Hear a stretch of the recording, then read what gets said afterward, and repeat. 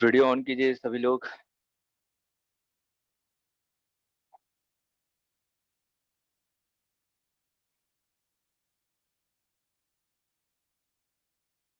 आप लोगों को मेरी आवाज सुनाई दे रही है? Yes sir. हाँ, तो वीडियो ऑन कर लीजिए।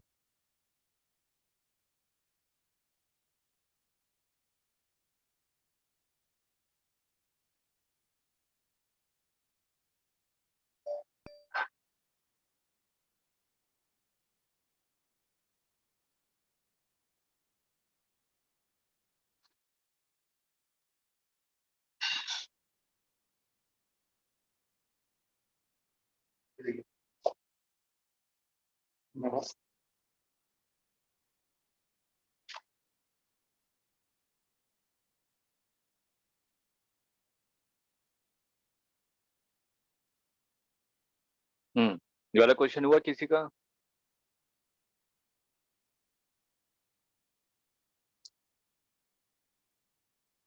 सर ट्राई करा था बट हुआ नहीं। अच्छा, चलिए इसको वैसे ही 3 पार्ट में करेंगे। अगर मैं फर्स्ट वाले पार्ट की बात करूं, जो जेड एक्सिस के अलोंग करंट है, ठीक है। करंट के डायरेक्शन में अपने थंब को रखिए और फिंगर्स को इस ओ पॉइंट की तरफ रखिए। पाम कहाँ आ रहा है? नीचे। नीचे कौन सी एक्सिस होती है? नीचे कौन सी एक्सिस होती है? Sir outward. आउटवर्ड इनवर्ड नहीं, मैं जो बोल रहा हूँ कि ओ की तरफ अपने फिंगर्स को रखिए और थंब को एक्स वाई माइनस वाई। अरे नेगेटिव है। नेगेटिव वाई होगा ना, ठीक है। तो ये तो पहला वाला जो पार्ट है, first part, second part, third part. First part कैसा है? ये तो सेमी इनफाइनाइट वायर है। सेमी इनफाइनाइट वायर की वजह से कितना होता है? Mu naught I divided by 4 pi r. लेकिन इसका डायरेक्शन क्या है? जल्दी से बताइए। Minus y axis. क्या मैं इसको माइनस जे कैप लिख सकता हूँ? माइनस वाई एक्सिस का मतलब माइनस जे कैप। अब वाई और एक्स एक्सिस के अलॉन्ग जो सेकंड पार्ट है, सेकंड पार्ट में करंट की तरफ अपने थंब को रखिए और ओ पॉइंट की तरफ अपने फिंगर्स को। पाम कहाँ आ रहा है? इमेजिन कीजिए, पाम कहाँ जा रहा है? माइनस जेड एक्सिस में। Yes sir. Into the paper जा रहा है ना। इनटू द पेपर का मतलब क्या हो? Minus z axis. Yes sir. इसकी वजह से कितना होता है? Mu naught I divided by 4 r. Minus z axis का मतलब माइनस के कैप। उसके बाद थर्ड वाले पार्ट पे आइए। फिंगर रखिए, सॉरी थंब को रखिए अपने करंट के डायरेक्शन में और फिंगर्स को स्ट्रेच कीजिए ओ पॉइंट की तरफ। पाम बेटा किस डायरेक्शन में आ गया? नीचे की तरफ। Yes sir. नीचे कौन सा है? Minus y axis. इसको भी क्या लिखूंगा? Mu naught I divided by 4 pi r minus j cap. अब तीनों को ऐड कर दीजिए, 1 2 3 को। आ गया आंसर, खत्म।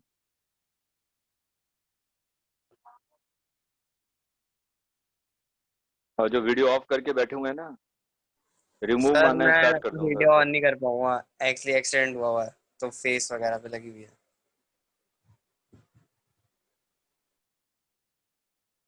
कैसे हो गया एक्सीडेंट? हम्म। क्या सर? Speed limit. एक्सीडेंट कैसे हो गया आपका? सर वो साइकिल स्लिप हो गई थी। अच्छा। सुबह ऋतिक वगैरह के साथ जाते जॉगिंग पे तो। हाँ, अब आदमी साइकिल चलाते हुए गिर जाएगा तो क्या किया है? साइकिल चलाते हुए कोई गिरता है? सर मैं वो सोचा कि एक्चुअली स्पीड में से तो बैलेंस नहीं बना मेरा, हाँ। तो वो साथी को बोला गिरता है। हिट लग गई। चलिए इसको नोट कीजिए जल्दी से।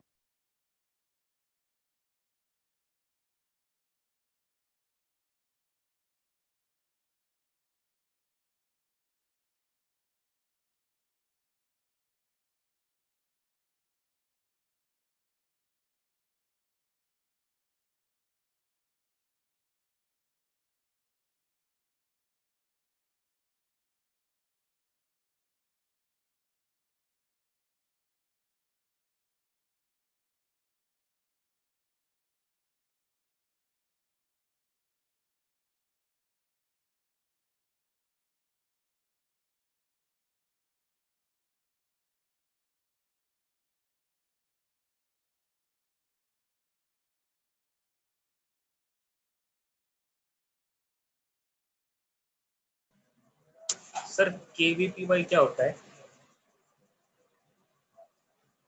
क्या बोल रहे हैं? वो एक पेपर होता है ना, KVPY क्या होता है वो? KVPY स्कॉलरशिप एग्जाम होता है, जैसे NTSC होता है आपका, उसी तरीके से KVPY होता है स्कॉलरशिप। गवर्नमेंट उसमें क्वालिफाई करने पे आपको स्कॉलरशिप देती है। भरिए, फॉर्म भरिए। और क्या, अरे जब इंजीनियरिंग की प्रिपरेशन करने तो फॉर्म भरने से क्या खतरा ना, उससे आसान होता है KVPY। Yes sir. हाँ।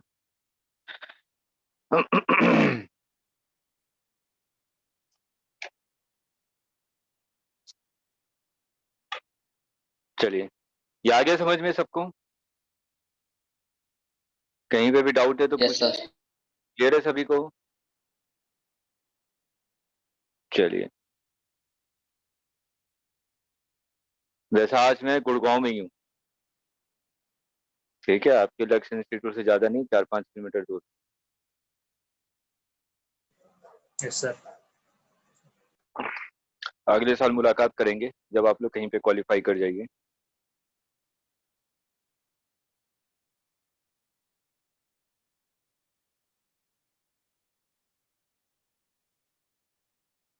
हेडिंग डालिए और इसको इंपॉर्टेंट मार्क कीजिएगा। डेरिवेशन इंपॉर्टेंट है स्कूल पॉइंट ऑफ व्यू से, बोर्ड में डेरिवेशन पूछा जाता है। मैग्नेटिक फील्ड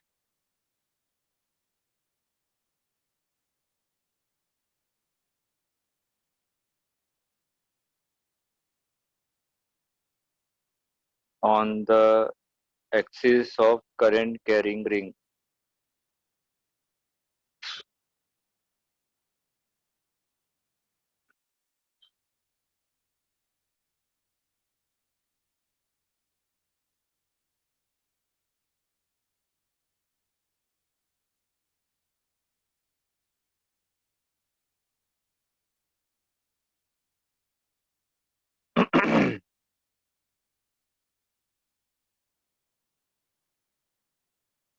इसमें या तो थोड़ा सा आपको इमेजिन करना पड़ेगा, या तो आप लोग एक, लड़कियां तो कर सकती हैं, चूड़ी ले लीजिए,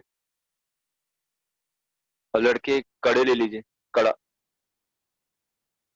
तभी एक्चुअल डेरिवेशन तभी समझ में आएगा कि मैं ऐसे क्यों कर रहा हूँ।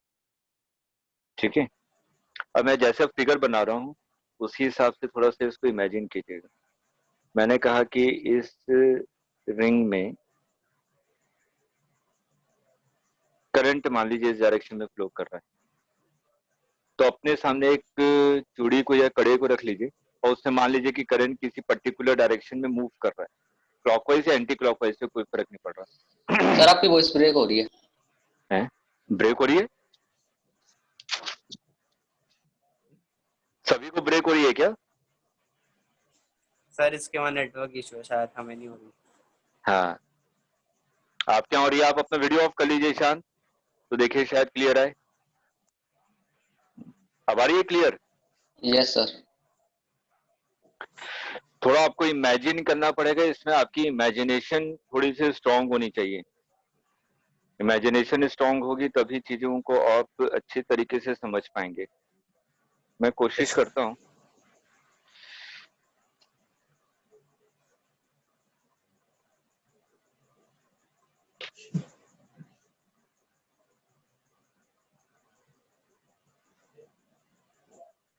मैं जैसे, देखिए, एक रिंग सपोज कीजिए, एक रिंग है, सर्कुलर रिंग, ठीक है। Yes sir. करंट किसी भी पर्टिकुलर डायरेक्शन में फ्लो कर रहा है, मैं इस डायरेक्शन मान लेता हूँ, ठीक है, इस डायरेक्शन में करंट फ्लो कर रहा है। रिंग मानिए, ये रिंग है आपके सामने, ठीक, और इसके एक्सिस पे, ये एक्सिस जो इसके सेंटर से पास हो रहा है, ठीक है, इसके एक्सिस पे, ये एक्सिस है,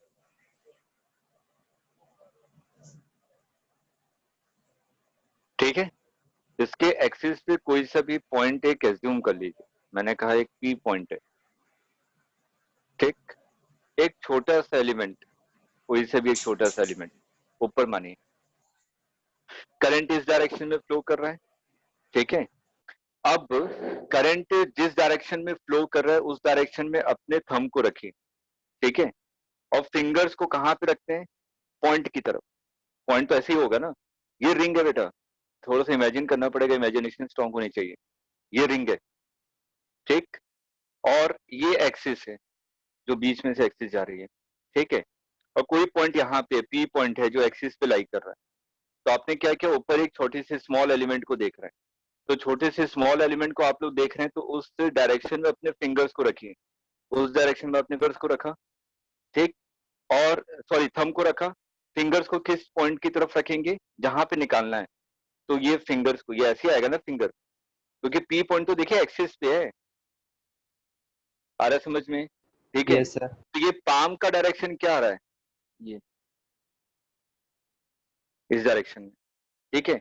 अब ऐसे एक एज्यूम कीजिए ये करंट ऐसे फ्लो कर रही है, और ये नीचे वाले एलिमेंट पे, ये जो नीचे एलिमेंट है इसमें करंट का डायरेक्शन ये है, ठीक। अब हम लोग पाम को, मतलब कि फिंगर्स को कहाँ रखूंगा? पॉइंट की तरफ। तो ये वैसा हो जाएगा, पॉइंट तो इधर एक्सिस पे है ना, तो इसलिए मैं ऐसे फिंगर्स को ऐसे रखूंगा। अब पाम का डायरेक्शन क्या आ रहा है? ये, ठीक है। अब थोड़ा सा यस सर। आप लोग फिगर को देखिए, जो मैं फिगर ड्रॉ कर रहा हूँ। तो मैंने एक ऊपर वाले एक छोटे से एलिमेंट को लिया। तो अगर मैं ऊपर वाले छोटे से एक एलिमेंट को ले रहा हूँ, तो इसकी वजह से मैंने कहा कि जो पी पॉइंट पे मैग्नेटिक फील्ड होगी वो इस डायरेक्शन में होगी। पाम देखिए ऊपर की तरफ था, बिल्कुल 90 डिग्री पे। तो ये मैंने कहा कि स्मॉल एलिमेंट के कारण मैग्नेटिक फील्ड। एक इसके जस्ट अपोजिट में एक एलिमेंट आपने मान लिया, ठीक है। अगर इसके अपोजिट में एक एलिमेंट मान रहा हूं, तो इसके कारण जो मैग्नेटिक फील्ड होगी वो इस डायरेक्शन में होगी, है ना। अब कुछ भी एंगल, मैंने कहा ये थीटा एंगल है, तो बेटा ये भी थीटा ही होगा। ये थीटा तो ये भी थीटा होगा, ये भी थीटा होगा। तो इसके दो कंपोनेंट, एक किस डायरेक्शन में डी बी कॉस थीटा, और इसका भी डी बी कॉस थीटा, और इसके परपेंडिकुलर डायरेक्शन में डी बी साइन थीटा, और ऊपर की तरफ डी बी साइन थीटा। तो देखिए साइन थीटा कैंसिल हो गया बाई सिमेट्री। आ रहा है समझ में? Yes sir. तो हमारा बाई डायरेक्शन वाला तो कंपोनेंट हमारा कैंसिल हो गया बाई सिमेट्री। तो बी नेट किस डायरेक्शन में आ रहा है? मेरे को बी नेट तो इसी डायरेक्शन में मिल रहा है ना, बी नेट इस डायरेक्शन में मिल रहा है मेरे को, B net along the axis, ठीक है। तो अलोंग द एक्सिस आपको क्या मिल रहा है? बी नेट मिल रहा है, ठीक। तो हम लोग बस बी नेट का formula d B cos theta है आपका, तो डी बी कॉस थीटा, तो बी नेट लिखना चाह रहा हूं मैं, B net is equal to d B cos theta, integration integration करेंगे तो टोटल मिल जाएगा ना। मैं तो स्मॉल एलिमेंट के कारण डीबी माना, तो डीबी कॉस थीटा को इंटीग्रेट करेंगे तो पूरे एलिमेंट के कारण आ जाएगा, पूरे रिंग के कारण, यस सर। ठीक। तो आपने डीबी, डीबी क्या होता है formula? Mu naught I D L divided by 4 pi r², यही होता है ना, आर यही है। गेट डिस्टेंस मैंने एक्स मान ली, और रिंग का रेडियस कैपिटल आर मान लिया। थोड़ा सा सोच के बताइए, जो डीएल एलिमेंट है और जो आर वेक्टर है, उन दोनों के बीच में एंगल होता है ना, जो हम लोग फॉर्मूला है, बेसिक फॉर्मूला को याद कीजिए, bio-Savart's law, mu naught I D L sine theta divided by 4 pi r²। Yes sir. तो वहां पे थीटा क्या होता है? डीएल एलिमेंट और आर वेक्टर के बीच में एंगल। यहाँ पे कितना एंगल है डीएल एलिमेंट और आर वेक्टर के बीच में? थंब का डायरेक्शन डीएल एलिमेंट, और आर वेक्टर का मतलब जिस डायरेक्शन में आपने फिंगर्स को स्ट्रेच किया है। तो थंब और फिंगर स्ट्रेच में कितना एंगल है? 90 डिग्री। तो इसलिए मैंने सिंपल 1 लिख दिया है, वो लिया ही नहीं एंगल, ठीक है। साइन 90 की वैल्यू 1। तो mu naught I D L sine theta, मतलब वो 1 हो गया 4 पाई r² इंटू कॉस थीटा। इसको इंटीग्रेट करेंगे तो mu naught I cos theta की वैल्यू बताइए, ट्राइंगल को देखिए ध्यान से, कॉस थीटा क्या आएगा, बेस अपॉन हाइपोटेनस, बेस कितना है x और हाइपोटेनस कितना है स्मॉल r, तो कॉस थीटा की वैल्यू कितनी हो जाएगी, x upon 4 pi r square. Sir एक बार थोड़ा सेकंड स्टेप बता दो ये म्यू नॉट आइडियल का।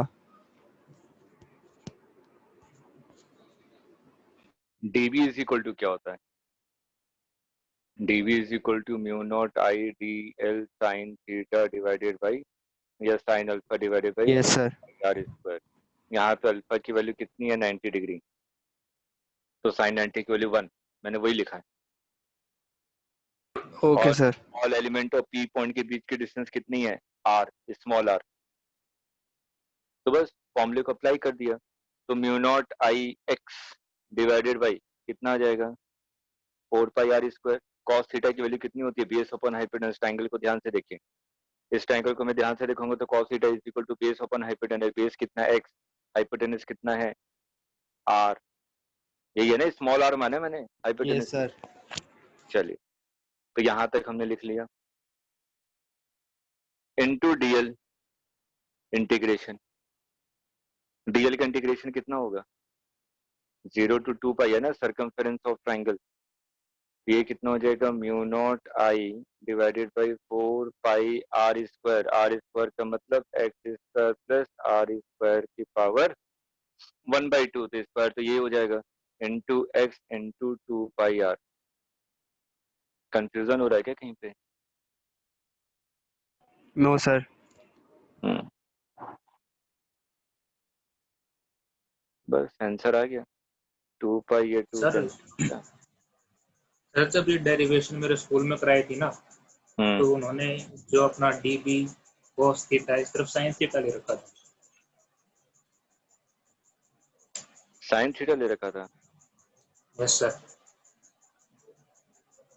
और जो साइन थीटा इधर कोस थीटा था।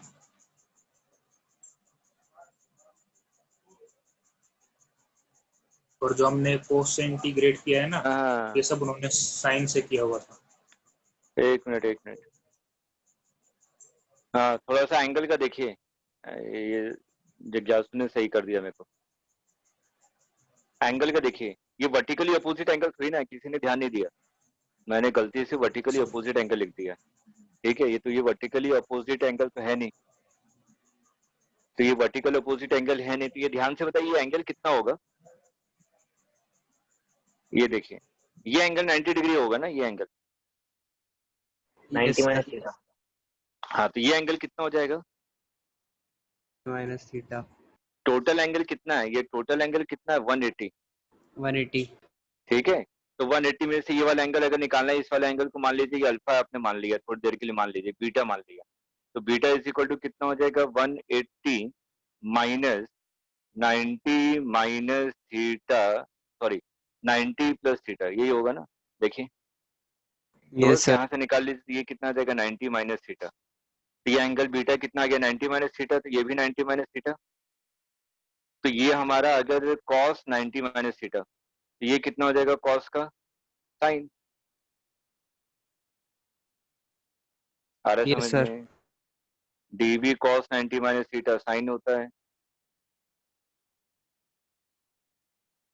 चलिए जिज्ञासु थैंक यू, एक सिली मिस्टेक बचा लिया, मैं तो इन लोगों को तो कुछ भी पढ़ा दो कहीं पे गर्दन हिलेगी भी नहीं, जो पढ़ा दो दान में जो मिल जाए। चलो ये तो यहाँ पे क्या आ जाएगा साइन आ जाएगा, इसलिए एक्स आ रहा था, यहीं पे गड़बड़ हो रही थी।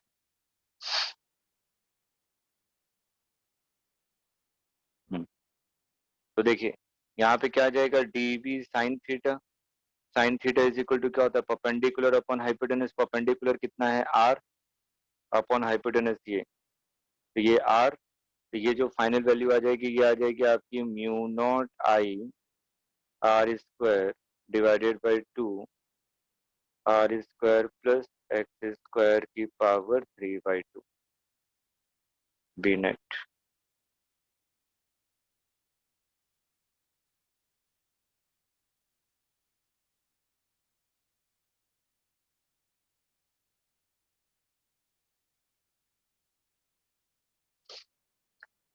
सही है। अब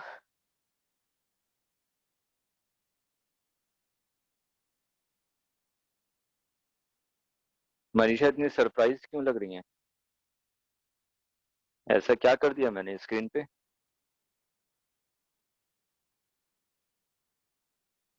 सर थोड़ा ऊपर करना।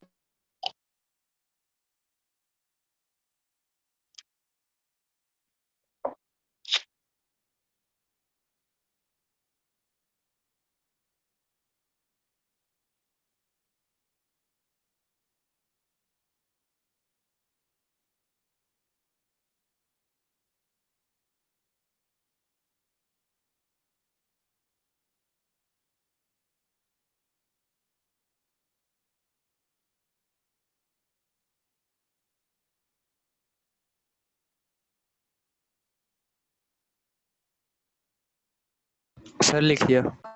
लिख लिया। अब देखिए, जब भी सर्कुलर लूप में करंट फ्लो करें, एक शॉर्ट ट्रिक बता रहा हूं, ठीक है? जब भी सर्कुलर लूप में, ये एक लूप में करंट फ्लो करे, तो हमें अगर मैग्नेटिक फील्ड निकालना है कि मैग्नेटिक फील्ड का डायरेक्शन क्या होगा।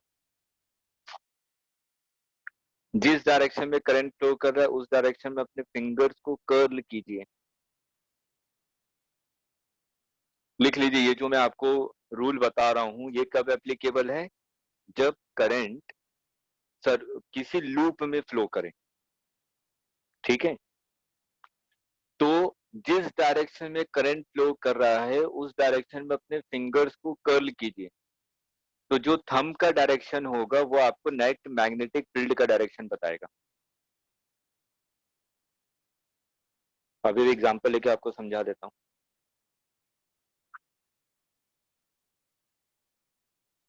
लूप में अगर करंट फ्लो करे तो जिस डायरेक्शन में करंट फ्लो कर रहा है उस डायरेक्शन में अपने फिंगर्स को कर्ल कीजिए। तो जो थंब का डायरेक्शन होगा वो आपको नेट मैग्नेटिक फील्ड का डायरेक्शन बताएगा। ये सिंपल सा सर रूल है। ये अंगूठे में बहुत दिक्कत हो रही है, पर वीडियो में दिखा दो। हाँ हाँ, मैं बता रहा हूँ, अभी करने के लिए बोलूंगा, अभी तो पहले लिखने के लिए बोल रहा हूँ, पहले लिखे तो। पहले जो पॉइंट बोला है उसको कम से कम लिख लीजिए, फिर बता रहा हूँ, तो आपको चीजें क्लियर हो जाएंगी। अभी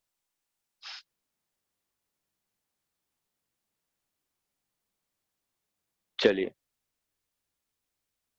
कोई कड़ा या चूड़ी उठा लीजिए सभी लोग, जल्दी से। स्क्रीन पे दिखाइएगा कि पता चला मैं कुछ और बोल रहा हूँ, आप लोग कुछ और करने में लगे हों। तो इस जो भी आपका कड़ा या चूड़ी है, तो किसी एक डायरेक्शन में करंट को मान लीजिए, चाहे क्लॉकवाइज मान लीजिए चाहे एंटी क्लॉकवाइज मान लीजिए, ठीक है? और उस डायरेक्शन में फिंगर्स को कर्ल कीजिए। स्क्रीन पे रखिए चूड़ी को, मैं भी देखूं क्या कर रहे हैं। हाँ, right hand, right hand, right hand. हाँ, राइट हैंड लगाइएगा बेटा, राइट हैंड लगाना है तो लेफ्ट हैंड में आप चूड़ी को पकड़िए। हाँ, अब किसी भी एक डायरेक्शन में करंट को मान लीजिए, चाहे क्लॉकवाइज या एंटी क्लॉकवाइज, वो आपकी मर्जी है। कीजिए, उस डायरेक्शन में अपने फिंगर्स को कर्ल कीजिए, मतलब कि मुट्ठी बंद कीजिए उस डायरेक्शन में। नहीं बेटा, करंट ऐसे फ्लो करेगी ना, क्लॉकवाइज या एंटी क्लॉकवाइज, करंट के डायरेक्शन में फिंगर्स को कर्ल करना है, करंट के डायरेक्शन में। चलिए देखिए, इस डायरेक्शन में करंट फ्लो कर रहा है, मैं इमेजिनरी चूड़ी मान रहा हूँ, ठीक है? इस डायरेक्शन में करंट फ्लो कर रहा है, तो मैं इस डायरेक्शन में अपने फिंगर्स को कर्ल कर रहा हूँ, जिस डायरेक्शन में करंट फ्लो कर रहा है। हाँ, ठीक है? तो ये जो थंब का डायरेक्शन है, थंब का डायरेक्शन देखिए इधर आ रहा है, ठीक? तो जो मैग्नेटिक फील्ड होगी इस लूप के अंदर, जो मैग्नेटिक फील्ड होगी वो इस डायरेक्शन में होगी, क्योंकि मेरा थंब ऐसे आ रहा था मेरी तरफ, ठीक है? तो इस लूप में जो मैग्नेटिक फील्ड होगी वो ऐसे आ रही होगी, ओके बारह सर। समझ में? और वो इसी लाइन में होगी, चाहे मैं इस पॉइंट पे बात करूं, लूप के उधर चला जाऊं, उधर चला जाऊं, लूप के आगे आ जाऊं, कहीं पे भी आऊंगा तो मैग्नेटिक फील्ड ऐसे ही आएगी। आ रहा है समझ में? Yes, sir. इसको जैसे भी आपको समझ में आए इसको अपने वर्डिंग में लिख लीजिए एक्सप्लेन करके।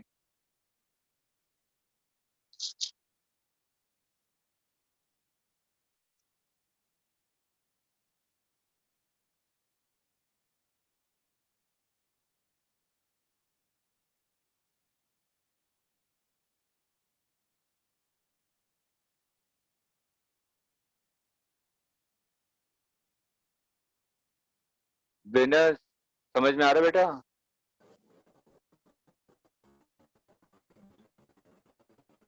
सर मैंने ये स्टार्टिंग से नहीं करा ना, तो मैं इसकी रिकॉर्डेड वीडियो देख लूंगी। अच्छा ठीक है।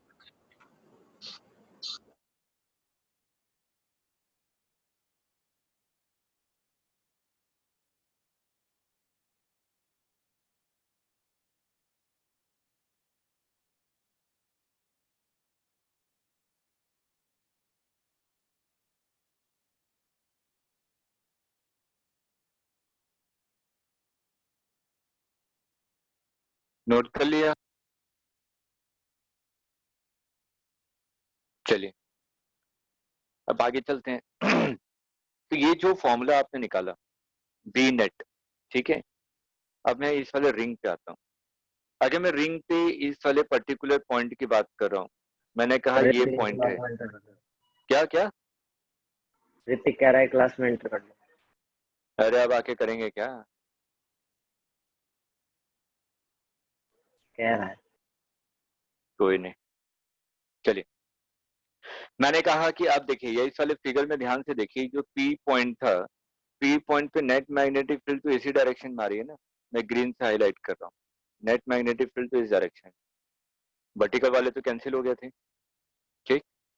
अब मैंने कहा कि अगर ये पॉइंट यहाँ पे होता, मैं कह रहा हूँ ए पॉइंट यहाँ पे होता, तो ए पॉइंट पे मैग्नेटिक फील्ड का डायरेक्शन क्या होता, नेट मैग्नेटिक फील्ड का? बेटा सेम होता, वही अभी मैं समझा रहा था, राइट डायरेक्शन ही होता। अभी वही समझा रहा था मैं आपको, right hand Yes, curl sir. Rule, ठीक है। तो ये आपका, अब थोड़ा सा इलेक्ट्रिक फील्ड को याद कीजिए। इलेक्ट्रिक फील्ड हमने चार्ज्ड रिंग के कारण भी इलेक्ट्रिक फील्ड पढ़ी थी ना, on the axis of the charge ring. Yes कि सर। अगर वो पॉइंट अगर राइट हैंड साइड में था तो इलेक्ट्रिक फील्ड आपकी राइट हैंड साइड में थी, अगर वही पॉइंट अगर लेफ्ट हैंड साइड में था तो इलेक्ट्रिक फील्ड आपकी लेफ्ट हैंड साइड में थी। याद आ रहा है? यस कुछ सर। धुंधली यादें आपको याद दिलाता हूँ, किसी जमाने में याद पड़ा हो कुछ। इलेक्ट्रिक फील्ड ऐसी आ रही थी।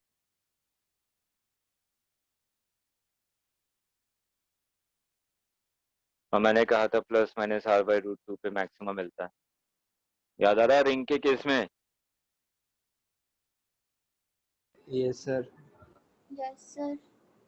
पढ़ोगे लिखोगे बनोगे नवाब, खेलोगे कूदोगे होगे खराब। ये कहावत मैंने बहुत सुनी है, पता नहीं आप लोगों ने सुनी कि नहीं सुनी।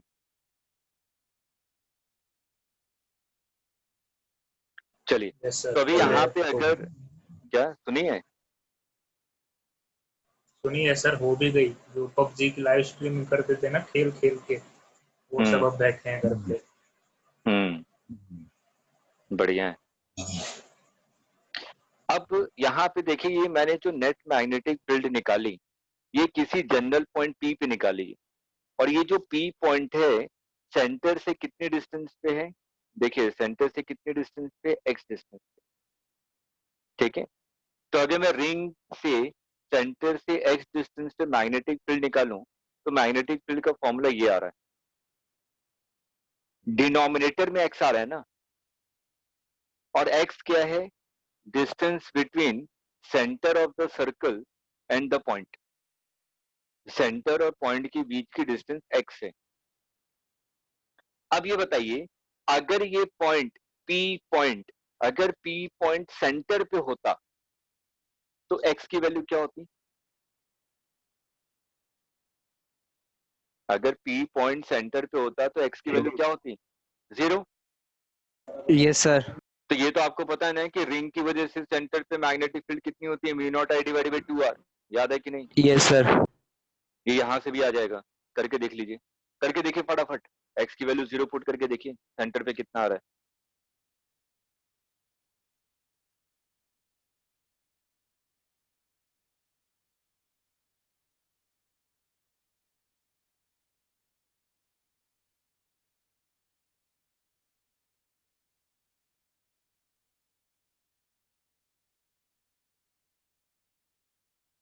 Mu naught I upon 2r। हाँ वही है, यस सर यही आ रहा है। x is equal to 0 put कर दीजिए, नीचे r क्यूब आएगा, r स्क्वायर से कैंसिल हो जाएगा तो नीचे r बचेगा। Mu naught I upon 2r।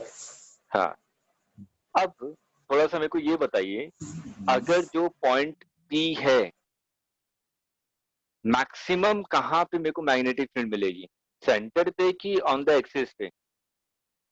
सोच के बताइएगा।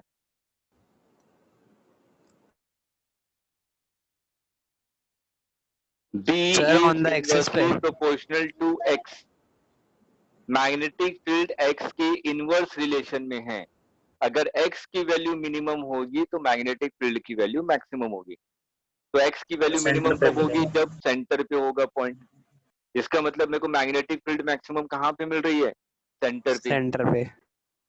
अब मैं पॉइंट लेफ्ट हैंड साइड में लूं या राइट हैंड साइड में लूं, मैग्नेटिक फील्ड का डायरेक्शन तो हमेशा राइट हैंड साइड में ही आ रहा है। फिगर को देखिए, अभी यही तो समझा रहा था मैं कि पी पॉइंट अगर राइट हैंड साइड में है, अगर लेफ्ट हैंड साइड में है, तब भी हमारा मैग्नेटिक फील्ड हमेशा क्या आएगा? राइट हैंड साइड में आएगा। वीडियो ऑफ करके बैठे, एक एक करके रिमूव करना स्टार्ट कर दूंगा। इससे बता मेरा रिदम ब्रेक होता है और कुछ नहीं होता।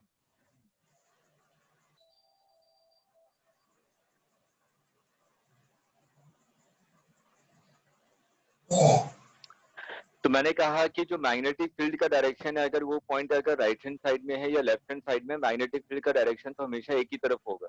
अगर राइट में है इस वाले फिगर में तो राइट ही में रहेगा। और मेरे को मैग्नेटिक फील्ड मैक्सिमम कहाँ मिल रही है? सेंटर पे।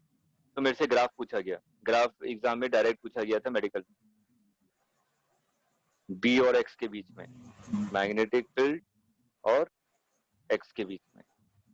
तो मैंने ग्राफ ऐसे बनाया, क्योंकि डायरेक्शन कहीं पे भी पॉजिटिव या नेगेटिव चेंज नहीं हो रहा है, इसलिए मैक्सिमम सेंटर पे मिलता है। लेकिन इलेक्ट्रिक फील्ड में अपोजिट हो जाता है ना, उल्टा हो जाता है, क्योंकि लेफ्ट हैंड साइड में डायरेक्शन लेफ्ट हैंड साइड होता है, राइट हैंड साइड में डायरेक्शन राइट हैंड साइड होता है। लेकिन यहाँ पे डायरेक्शन आपका हमेशा एक ही तरफ है, इसलिए बी की वैल्यू हमेशा पॉजिटिव है। नहीं समझा तो कम से कम ग्राफ तो याद ही कर लीजिए।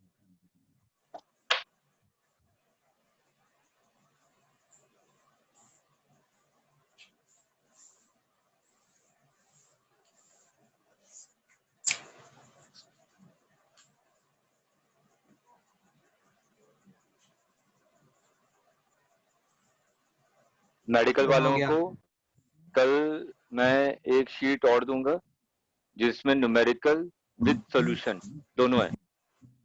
लेकिन आप लोग प्रैक्टिस कीजिएगा न्यूमेरिकल को सिर्फ अनसॉल्व्ड समझकर। उसके नीचे सॉल्यूशन भी दिया हुआ है कि बाई चांस अगर कहीं पे डाउट हो तो आप लोग सॉल्यूशन को भी देख सकें, ठीक है। लेकिन आप लोग प्रैक्टिस करें तो सिर्फ ये सोच कर कि हाँ खुद से कैसे सॉल्व करें, रटने की कोशिश मत कीजिएगा। जो चीज नहीं समझ में आए उसको क्वेरी कीजिएगा क्या है। और इंजीनियरिंग वालों का भी हो चुका है, अभी मैं 10 मिनट के बाद आपके ग्रुप में डाल दूंगा, ठीक है। मेरे पास पीडीएफ फाइल आ गई है, तो आप लोगों का इलेक्ट्रो स्टैट का मैं आपको शीट दूंगा, और उसमें अच्छे लेवल के क्वेश्चन है, लेवल 1, लेवल 2, लेवल 3, लेवल 4, ठीक है। Yes sir sir. हाँ बोलिए बोलिए बोलिए बोलिए। सर एक ना मतलब मेडिकल वाला जो ग्रुप है ना, उसमें एक नंबर ऐड करवा दो। जो मतलब मेरा जो नंबर है ना, उस पर नेटवर्क नहीं आ रहा, तो इससे मैं क्लास भी नहीं ले पा रही। तो ना दूसरा नंबर अभी मैं दे दूंगी, तो वो ऐड करवा दो सात्विक ऐड कर दीजिए। Okay sir. बोल दीजिए, नंबर बोल दीजिए। 989966 6 के बाद 00 1 1 1 2। हाँ मुकुंद जी नंबर नोट कर रहे हैं क्या? मैं ओके सर। क्यों करूंगा सर? अच्छा मैं नहीं, जिज्ञासु पे डाउट है मेरे को। अच्छा अच्छा। मेरे पास सर एक ये देखो कॉपी पड़ी है, इसमें कुछ भी नहीं लिखा। ये फोटो बनी हुई है टेडी मेड की। नहीं नहीं नहीं, मेरे को आप लोगों पे भरोसा है, मैं तो थैंक मजाक यू कर सर। रहा था। नहीं तो भरोसा नहीं होता तो मैं नंबर बोलने के लिए बोलता ही नहीं लोग कि हाँ नंबर बोलो। Yes sir. और मेरी क्लास में ऐसे बदतमीजी होगी तो मैं तो सुधारना बहुत अच्छी तरीके से आता है।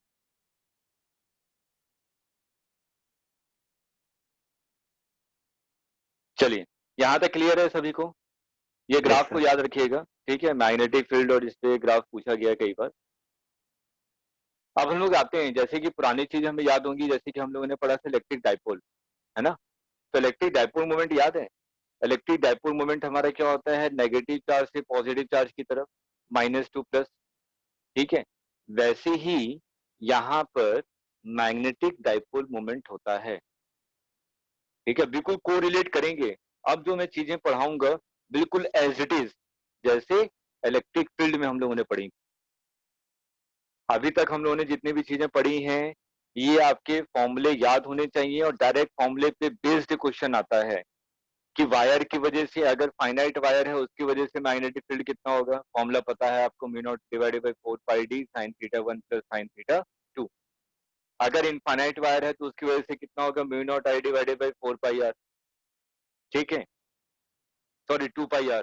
अगर सेमी इनफाइनाइट है तो उसकी वजह से म्यू0 I डिवाइडेड बाय 4πr। उसके बाद सर्कल के सेंटर पे कितना होगा, म्यू0 I डिवाइडेड बाय 2r। अगर थीटा एंगल सबटेंड कर रहा है, सर्कल का कोई आर्क है, तो उसकी वजह से कितना होगा, mu naught divided by 2r theta divided by 2π, अगर थीटा में रेडियन में लूं तो। और एक्सिस पे कितना होगा, जो भी आपने डिराइव किया है, ठीक है? ये सब चीजें आपको याद होनी चाहिए। बहुत सिंपल क्वेश्चन आते हैं मैग्नेटिक फील्ड पे और डायरेक्ट 99% चांस है कि डायरेक्ट फॉर्मूले पे बेस्ड क्वेश्चन आएगा। बस आपको थोड़ा सा डायरेक्शन का ध्यान रखना पड़ेगा कि अपवर्ड है, डाउनवर्ड है, इनकमिंग आउटगोइंग है, जो भी। क्लियर है? Yes sir. ठीक है।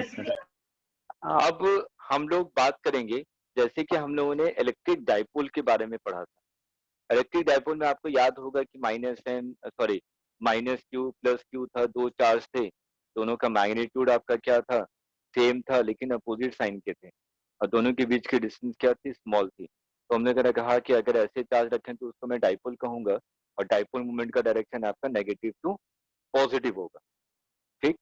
वैसे ही यहाँ पे मैग्नेटिक फील्ड की होती है। जैसे कि मैंने कहा कि बार मैग्नेट है, ये मान लीजिए एक बार मैग्नेट है, नॉर्थ एंड साउथ पोल,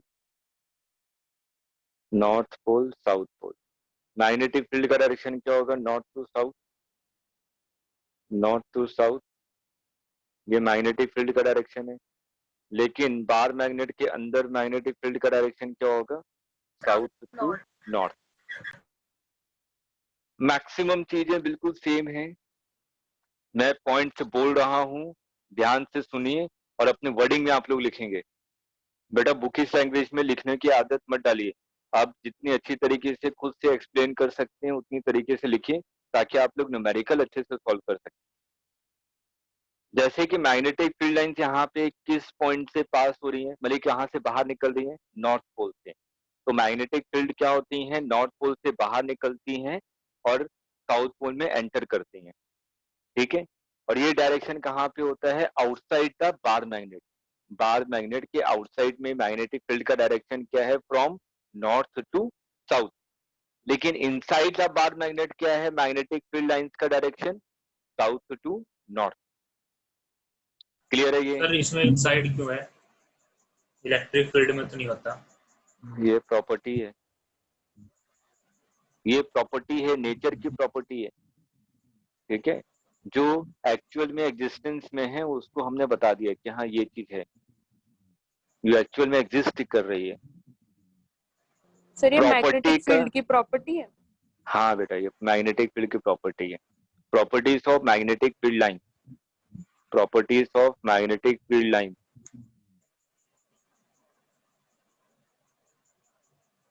ये प्रॉपर्टी है, प्रॉपर्टी का कभी भी प्रूव नहीं होता, इस चीज को ध्यान रखिएगा। अगर आपको कोई प्रूव कर रहा है इसका मतलब आपको बेवकूफ बना रहा है, पहले बता दूं। लॉ का कभी प्रूव नहीं होता, किसी की प्रॉपर्टी का कभी प्रूव नहीं होता, ठीक है? तो पहला पॉइंट आपने क्या लिखा, जो मैग्नेटिक फील्ड लाइंस होंगी आउटसाइड डायरेक्शन में क्या होगा, नॉर्थ टू साउथ, और अंदर में क्या होगा, साउथ टू नॉर्थ। किसी भी पॉइंट पे अगर मैंने मैग्नेटिक फील्ड लाइंस बना दी, किसी भी पॉइंट पे अगर मैंने मैग्नेटिक फील्ड लाइंस बना दी, तो वो मैग्नेटिक फील्ड लाइंस किसको रिप्रेजेंट कर रहा होगा? नेट मैग्नेटिक फील्ड को। याद आ रहा है, इलेक्ट्रिक फील्ड में भी एक पॉइंट बताया था यस कि अगर सर। मैंने किसी पॉइंट पे इलेक्ट्रिक फील्ड लाइंस बना दी, इसका मतलब वो नेट इलेक्ट्रिक फील्ड को डिनोट कर रहा है। उसी तरीके से magnetic field lines always represent net magnetic field. Magnetic field lines always represent net magnetic field. ठीक है, चलिए, तो आज यहाँ तक 2 पॉइंट्स। आगे के पॉइंट्स में नेक्स्ट क्लास में लिखाऊं, क्योंकि अभी इंजीनियरिंग वालों का भी टाइम हो रहा है। ठीक है, और आज अब तुमको 15 मिनट थोड़ा सा जो भी हुआ नेटवर्क इश्यू के कारण, ठीक, क्योंकि मैं दूसरी जगह आया हूँ तो यहाँ पे थोड़ा सा कनेक्ट करने में थोड़ी सी प्रॉब्लम आ गई। ठीक है, थैंक यू सर। हाँ, हम लोग Thank 5 you, मिनट के बाद स्टार्ट करेंगे इंजीनियरिंग वाले। ठीक है, 8:35 पे। चलिए, okay, bye bye, good night, thank you sir. Welcome, good night sir. Good night.